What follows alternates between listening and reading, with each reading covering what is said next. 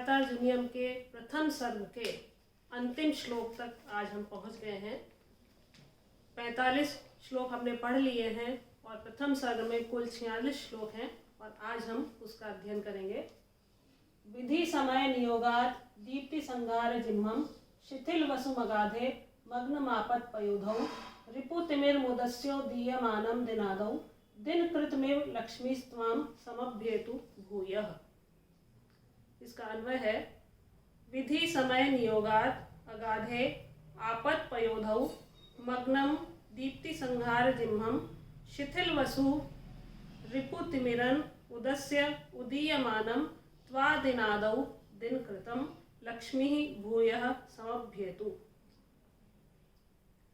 भाग्य और काल के प्रभाव से विधि समय भाग्य और काल के प्रभाव से अगाधे गंभीर आपत पयोधौ आपत्ति रूपी समुद्र में मग्न होते हुए या डूबे हुए दीप्ति संहार जिह्मं तेज और प्रभाव कीर्ति आदि के विनाश से शिथिल वसु शिथिल शरीर वाले या दुखी मन वाले रिपुतिमिरन दरिद्र होते हुए अंधकार के समान रिपुतिमिरन अंधकार के समान शत्रु के समूह को दूर करते हुए उदीयमानम उन्नत होते हुए दिनादौ त्वाम दिनादौ तुमको दिनादौ प्रातः काल के दिन कृतम सूर्य के समान लक्ष्मी ही भूयः समभ्येतु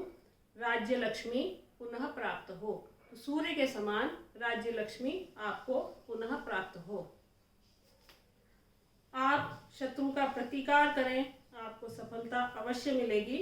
इस रूप से आशीर्वादात्मक स्वकथन का उपसंहार करती हुई या अच्छे भविष्य की कामना करती हुई यहाँ पर द्रौपदी युधिष्ठिर के प्रति अपनी शुभकामनाएं प्रकट करती हुई कह रही है कि जैसे संध्या काल के कारण समुद्र में गिरे हुए मंद किरणों वाले शत्रु रूप अंधकार को दूर करके जैसे सूर्य प्रातः काल फिर उदित होकर शोभा को प्राप्त होता है और तिमिर रूपी शत्रु का नाश करता है, वैसे ही भाग्यवश गंभीर विपत्ति रूपी सागर में डूबे हुए तेज प्रभाव आदि से खिन्न मन वाले अर्थात संपत्तिहीन आप शत्रु समूह रूपी अंधकार को दूर करके उन्नत होते हुए पुनः शोभा को या राज्य लक्ष्मी को प्राप्त करें। 12 वर्षों के वनवास और 1 वर्ष के अज्ञातवास में रहने की प्रतिज्ञा रूपी नियम के कारण ही अपार विपत्ति रूपी समुद्र में पांडव निमग्न हैं, पूरी तरह से डूबे हुए हैं। इसीलिए अस्तगामी सूर्य से उनकी तुलना यहाँ पर की गई है। दैव और विधि के नियमानुसार ही सूर्य का तेज और युधिष्ठिर का प्रताप भी मंद हो रहा है।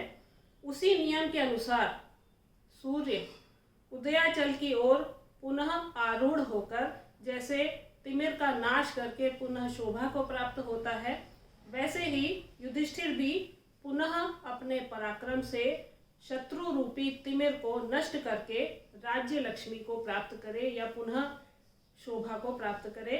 तो इस श्लोक में सभी पद सूर्य पक्ष और युधिष्ठिर के पक्ष में घटित हो रहे हैं। समास यहाँ पर है विधि समयौ विधिश्च समयश्च इति विधि समयौ द्वंद्व समास है। दीप्ति संहारः दीप्तेः संहारः इति दीप्ति संहारः षष्ठी तत्पुरुष समास है। शिथिल वसुः शिथिलम वसुः यस्य सः बहुव्रीहि समास है। अगाध न गाध इति अगाध नय समास है। दिन कृतम दिनम करोति इति दिन कृतम उपपद समास है। और जैसा हमने पहले पढ़ा था कि महाकाव्य का लक्षण है कि उसमें सर्ग के अंत में छंद परिवर्तन किया जाता है और यहाँ पर भी मालिनी छंद प्रयुक्त किया गया है, जिसका लक्षण है नानामययुतेयं मालिनी भोगी लोकैहि। इसमें 4 चरण होते हैं, चारों चरण सम होते हैं और प्रत्येक चरण में 15 वर्ण होते हैं और चारों चरणों में न, म, य होते हैं और 8वें और 7वें वर्ण पर यति होती है। इसी में आगे अंतिम जो पंक्ति है इसकी, दिन कृतमेव लक्ष्मी स्वाम समभ्येतु भूयः। हमने इसके परिचय में ही पढ़ा था कि भारवी ने अपने इस 18 सर्गों के महाकाव्य में प्रत्येक सर्ग के प्रथम श्लोक में श्री शब्द का और अंतिम श्लोक में लक्ष्मी शब्द का प्रयोग किया है। तो ये इस सर्ग का अंतिम श्लोक है 46वां और इसमें आप देख रहे हैं यहाँ पर लक्ष्मी शब्द का प्रयोग है और पहला जो श्लोक था, प्रथम श्लोक, उसमें श्री शब्द का प्रयोग किया गया था, श्रीयः कुरुणाम अधिपस्य पालिनी। तो ये प्रमुख विशेषताओं का प्रश्न भी हमने पढ़ा था कि भारवी के काव्य की क्या प्रमुख विशेषताएं हैं। विशेषताएं तो बहुत हैं, लेकिन उनमें से एक विशेषता ये है कि प्रत्येक सर्ग के प्रथम श्लोक में श्री और अंतिम श्लोक में लक्ष्मी शब्द का प्रयोग किया गया है और वो हमने यहाँ पर और प्रथम श्लोक में भी देखा है। और जो हमने पूरा जो सर्ग पढ़ा है उसमें जहाँ सूक्तियाँ आई हैं उनका भी उल्लेख किया है, जहाँ अलंकार आए हैं उनका भी उल्लेख किया है, समास भी पढ़े हमने और भारवी की जो भाषा शैली है, उनका जो अर्थ गौरव है, उसका परिचय भी हमको इन श्लोकों को पढ़कर मिला है। वनेचर के कथन और द्रौपदी के कथनों से राजनीतिक कुशलता और कूटनीति के बारे में भी हमने पढ़ा है। तो ये सर्ग यहाँ पर समाप्त होता है और इसके बाद हम एक बार पुनः इसका अभ्यास करेंगे, पुनः इसकी जो कथा है उसके सार को समझेंगे और भारवी के काव्य की क्या क्या विशेषताएं हैं या भारवी के विषय में थोड़ा सा और हम एक बार अगले वीडियो में अभ्यास करेंगे।